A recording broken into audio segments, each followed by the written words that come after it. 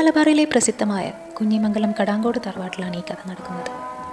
ഏഴിമലകളുടെ താഴ്വാരത്തുള്ള പ്രകൃതിരമണീയമായ കുഞ്ഞിമംഗലം ദേശം. അവിടെയാണ് കോലത്തിരി നാടിൻ്റെ പടയാളിത്തം സൂക്ഷിച്ചിരുന്ന കടാങ്കോട് നമ്പ്യാർ തറവാട്. ഈ തറവാട്ടിലെ ഉണ്ണിച്ചെറിയമ്മയ്ക്കും കുഞ്ഞിക്കോമനും 12 ആൺസന്തതികളായിരുന്നു. ഒരു മകൾ വേണമെന്ന് മോഹിച്ച് കുടുംബദേവതയായ വീരചാമുണ്ടിക്കും ക്ഷേത്രങ്ങളിലും നേർച്ച നേർന്നിരുന്നു ഈ അമ്മ. നേർച്ചകളുടെ ഫലമായിട്ടെന്നോണം അവർക്കൊരു പെൺകുഞ്ഞിന് ജന്മം നൽകാൻ ഭാഗ്യമുണ്ടായി. കുഞ്ഞിനവർ മാക്കം എന്ന് പേരിട്ടു. സുന്ദരിയും സുശീലിയും സദ്ഗുണസമ്പന്നയുമായിരുന്നു കടാങ്കോട് തറവാട്ടിലെ 13ാം സന്തതിയായ കുഞ്ഞിമാക്കം. ദൈവാനുഗ്രഹം ഏറെ ഉള്ളതുകൊണ്ട് തന്നെ പലതും മുൻകൂട്ടി അറിയാനുള്ള കഴിവുണ്ടായിരുന്നു മാക്കത്തിന്. 12 ആങ്ങളമാരുടെയും പ്രിയ സഹോദരിയായി അവൾ വളർന്നു. ഇതിൽ 12ാമത്തെ ആങ്ങളയായിരുന്ന കുട്ടിരാമനായിരുന്നു മാക്കത്തിനോട് ഏറെ ഇഷ്ടം. അവരുടെ ഭാര്യ ചിന്നാണിക്കും അങ്ങനെ തന്നെ. എന്നാലും പ്രിയ സഹോദരിയെ സ്നേഹവും വാത്സല്യവും കൊണ്ട് 12 ആങ്ങളമാരും ഒരുപോലെ വീർപ്പ് മുട്ടിച്ചിരുന്നു. ഇതൊന്നും പക്ഷേ അവരുടെ ഭാര്യമാർക്ക് ഇഷ്ടപ്പെട്ടിരുന്നില്ല. അങ്ങനെയിരിക്കെ മച്ചുനനായ മുക്കൻ വീട്ടിൽ കുട്ടി നമ്പറുമായി മാക്കത്തിൻ്റെ പുടമുറി നിശ്ചയിച്ചു. വിവാഹശേഷം മാക്കത്തിനും കുട്ടി നമ്പർക്കും 2 ഇരട്ട കുഞ്ഞുങ്ങൾ ജനിച്ചു. ഒന്ന് ആൺകുഞ്ഞും മറ്റേത് പെൺകുഞ്ഞും.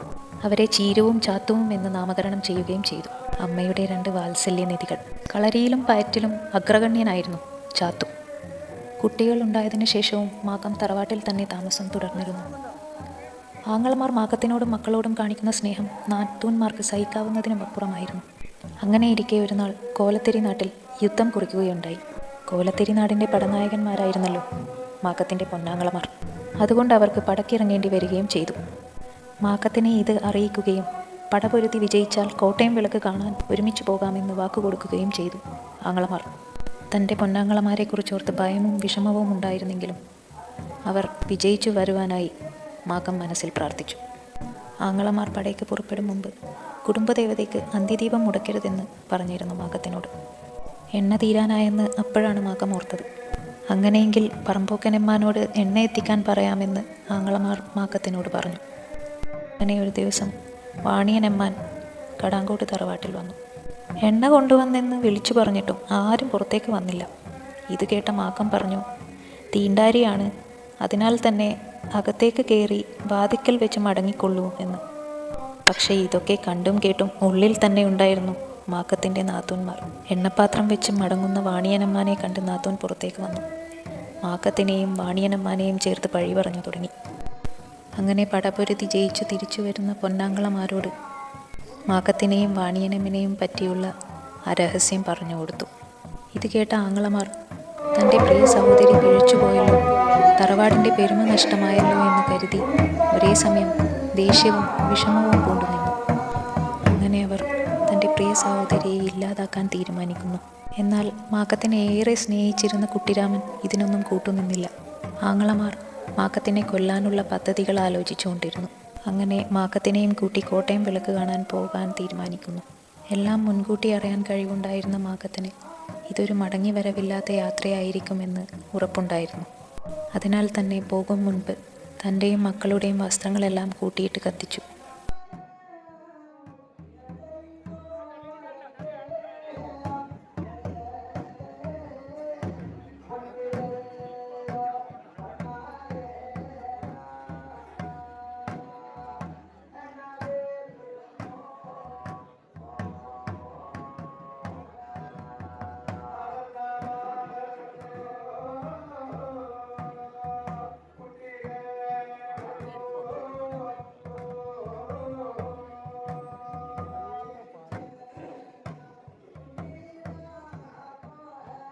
കുഞ്ഞിമംഗലത്ത് ചേതിയിൽ വെച്ചിരുന്ന എണ്ണപ്പാത്രം അവിടെ മുറ്റത്തെറിഞ്ഞൊടിച്ചു.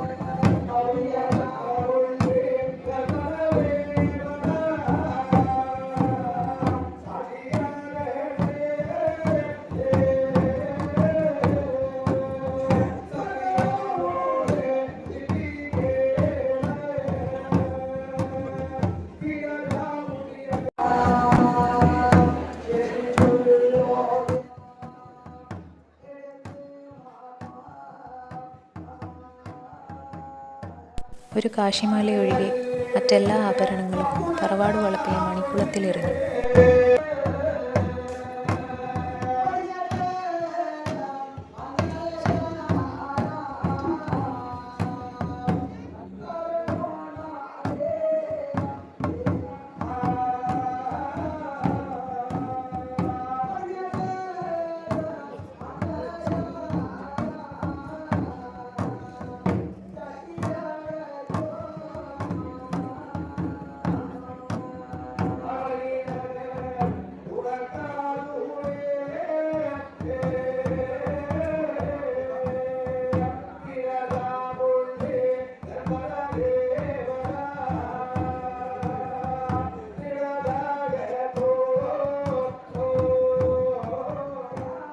തറവാടിലെ കുടുംബദേവതയായ വീരചാമുണ്ഡി അമ്മയ്ക്ക് വിളക്ക് കൊളുത്തി തൻ്റെ നിരപരാധിത്വം മാലോകർക്ക് കാട്ടിക്കൊടുക്കണമേ എന്ന് പ്രാർത്ഥിച്ച് ആങ്ങളമാരുടെ കൂടെ മാക്കം തൻ്റെ 2 പിഞ്ചോമനകളെയും കൂട്ടി യാത്രയായി.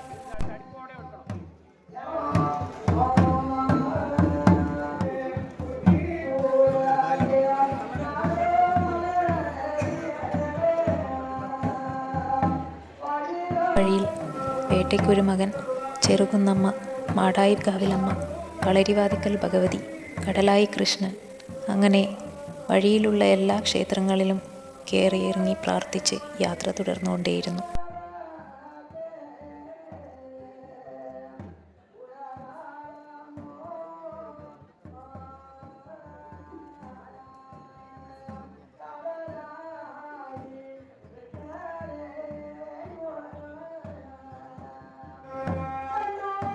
യാത്രക്കിടയിൽ ദാഹിച്ചു വലഞ്ഞപ്പോൾ മാക്കവും മക്കളും ചാലയിലെ പുതിയ വീട്ടിൽ കയറി.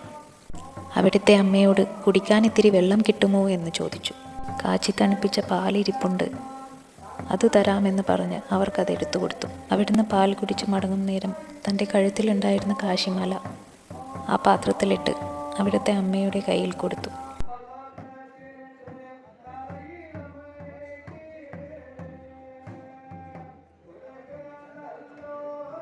അമ്മയുടെ അനുഗ്രഹവും വാങ്ങി അവിടുന്ന് വീണ്ടും യാത്ര തുടർന്നു. മാക്കം തൻ്റെ 2 പിഞ്ചോമനങ്ങളെയും കൂട്ടി ആങ്ങളമാരുമൊത്ത് നടന്ന് മമ്പറം അച്ചങ്കര പള്ളിക്കടുത്തെത്തി. അവിടുന്ന് വീണ്ടും ദാഹം തോന്നിയ മാക്കത്തിനെയും മക്കളെയും ആ ആങ്ങളമാർ അച്ചങ്കര പള്ളിക്കടുത്തുള്ള കിണറ്റിനരികിലേക്ക് കൂട്ടിക്കൊണ്ടുപോയി.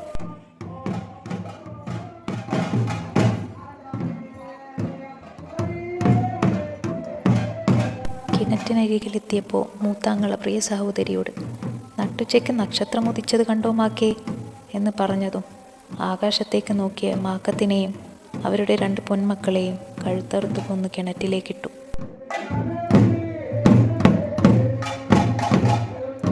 അവിടെ ഇതൊക്കെ കണ്ടുകൊണ്ടിരുന്ന മാവിലൻ എന്ന ഒരാളെ കൂടി അവർ കൊല്ലുകയുണ്ടായി.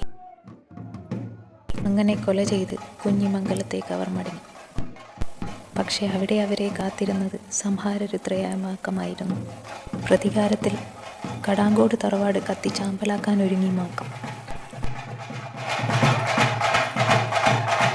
ഇവിടുത്തെ വീരചാമുണ്ടിയുടെ കൊട്ടിലകമൊഴികെ ബാക്കിയെല്ലാം കത്തി നശിച്ചു. പ്രിയ സഹോദരിയോട് ഉള്ളിലെന്നും സ്നേഹം മാത്രം കാത്തു സൂക്ഷിച്ച തൻ്റെ 12ാമത്തെ ആങ്ങളയായ കുട്ടിരാമനെയും അവരുടെ ഭാര്യയെയും മാത്രം വെറുതെ വിട്ടു. അവർ 2 പേരും പിന്നീട് ആ തറവാട് വിട്ടുപോയെന്നാണ് പറയപ്പെടുന്നത്. അങ്ങനെ സംഹാരതാണ്ഡവമൊക്കെ ആടിക്കഴിഞ്ഞ് മാക്കവും മക്കളും ചാലയിൽ പുതിയ വീട്ടിലെ പടിഞ്ഞാറ്റയിൽ ചെന്നിരുന്നു എന്നാണ് കഥ. മരണാനന്തരം ദൈവിക പരിവേഷം ലഭിച്ച മാക്കത്തിനെയും മക്കളെയും കൂടെ മാവിലനെയും അങ്ങനെ കോലരൂപം നൽകി തിറകെട്ടിയാടാൻ തീരുമാനിക്കുകയുണ്ടായി. അമ്മ ദൈവങ്ങളിൽ ഏറ്റവും പ്രധാനിയായിട്ടാണ് കടാങ്കോട് മാക്കത്തെ ആളുകൾ കാണുന്നത്. വർഷം തോറും ഇത് കുഞ്ഞിമംഗലത്തും ചാലയിൽ പുതിയ വീട്ടിലും തോറ്റം പാടിയും തിറകെട്ടിയും കൊണ്ടാടി വരുന്നു. വണ്ണാൻ സമുദായത്തിൽപ്പെട്ടവരാണ് തെയ്യക്കോലം കെട്ടിയാടാറുള്ളത്. കൃത്യമായി വ്രതമനുഷ്ഠിച്ച് ചെയ്യുന്ന ഒരു കലയാണിത്. ഏറെ മണിക്കൂറുകൾ നീണ്ടു നിൽക്കുന്നതാണ് തോറ്റം. മാക്കത്തിൻ്റെ കരളലിയിപ്പിക്കുന്ന കഥയാണ് തോറ്റം പാട്ടിലൂടെ നമുക്ക് കേൾക്കാനാവുക. തോറ്റം കഴിഞ്ഞാണ് തെയ്യക്കോലമായി കടാങ്കോട് മാക്കവും മക്കളും എത്തുന്നത്, കൂടെ മാവിലും. തോറ്റം പാടുമ്പോഴുള്ള തെയ്യക്കോലം കെട്ടിയാടുന്നവരുടെ അഭിനയ മുഹൂർത്തങ്ങൾ നാം അത്ഭുതത്തോടെയും ഭക്തിയോടെയും കണ്ണ് നനഞ്ഞുമൊക്കെ കണ്ടുനിന്നു പോകും. അങ്ങനെ ചുറ്റും പന്തം കൊളുത്തി തെയ്യക്കോലമായി വരുന്ന മാക്കത്തിനെയും മക്കളെയും കാണാൻ ഇന്നും ജനത്തിരക്കാണ്.